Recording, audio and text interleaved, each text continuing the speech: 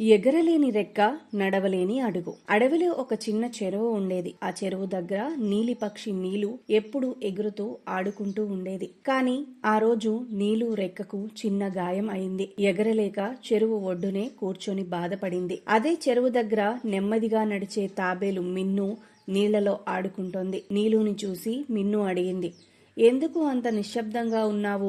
నీలు తన రెక్క చూపించింది. ఇప్పుడు నేను ఎగరలేను అని బాధగా అంది. అప్పుడే పెద్ద శబ్దం. అడవిలో అగ్ని మొదలైంది. పొగ నెమ్మదిగా చెరువుకి వస్తోంది. నీలు ఎగరలేక భయపడింది. మిన్ను వేగంగా నడవలేక ఆగిపోయింది. అప్పుడు మిన్ను అంది, నీ కళ్ళే నా దారి, నన్ను నడిపించు. నీలు చెట్ల మధ్య సురక్షిత మార్గం చూపింది. మిన్ను తన బలమైన షెల్ మీద నీలుని కూర్చోబెట్టుకుంది. ఇద్దరూ కలిసి చెరువు దాటి సురక్షితమైన చోటుకు చేరుకున్నారు. కొన్ని రోజుల తర్వాత నీలు రెక్క మళ్లీ బాగైంది. ఆ రోజు నుంచి నీలు ఎగిరి చూస్తుంది. మిన్ను నడిచే దారిని చూపిస్తుంది. ఎగరగలగడం కాదు, నడవగలగడం కాదు, కలిసి ఆలోచించడమే నిజమైన బలం. ఇలాంటి కథలు మీకు నచ్చితే ఫాలో చేయండి.